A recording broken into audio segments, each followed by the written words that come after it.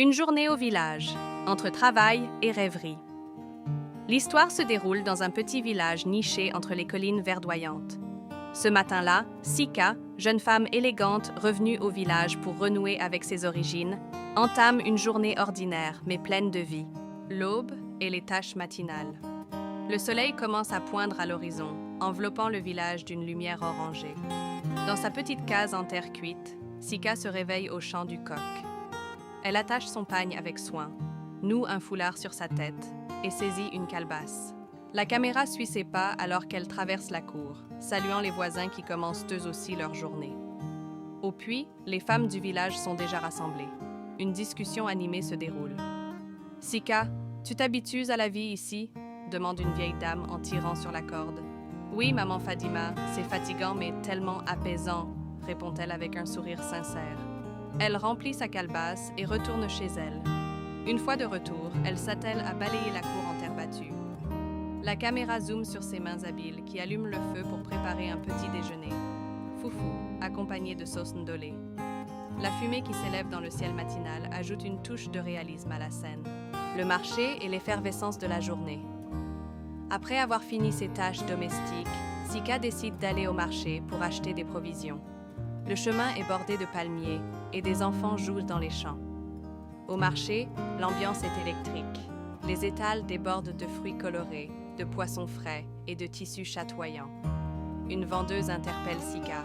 « Hé Sika, regarde ce pagne, il est parfait pour toi !» La caméra suit un échange amusant où Sika négocie avec un sourire complice. Elle finit par acheter le pagne, promettant de le porter pour une prochaine occasion spéciale.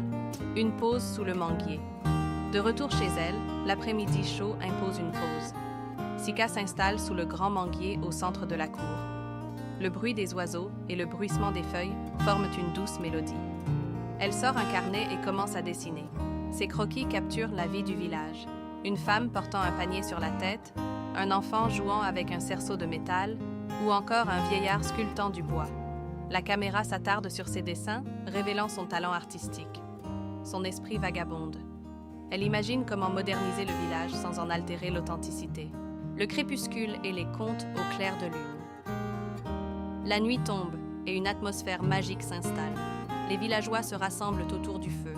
Les plus jeunes s'assoient à même le sol, les yeux brillants d'excitation. Un ancien prend la parole. « Ce soir, je vais vous raconter l'histoire de Zama, la guerrière des collines. » Sa voix grave et posée capte l'attention. La caméra alterne entre son visage illuminé par les flammes et les expressions émerveillées de l'histoire. Sika écoute avec fascination. Les contes résonnent en elle, comme un rappel de son héritage. Elle se promet de transcrire ces histoires pour qu'elles ne soient jamais oubliées. Les étoiles et les rêves de Sika. La soirée touche à sa fin. Tandis que les autres regagnent leur case, Sika reste assise près du feu. Elle lève les yeux vers le ciel étoilé. Elle murmure pour elle-même « Un jour, je raconterai notre histoire au monde entier. » La caméra s'élève lentement, offrant une vue panoramique du village endormi sous la voûte céleste. Cette journée au village, entre les tâches simples, les échanges humains et les moments de contemplation, illustre un équilibre précieux entre tradition et modernité. Elle montre que, même dans les gestes les plus simples, il y a une beauté et une profondeur qui méritent d'être partagées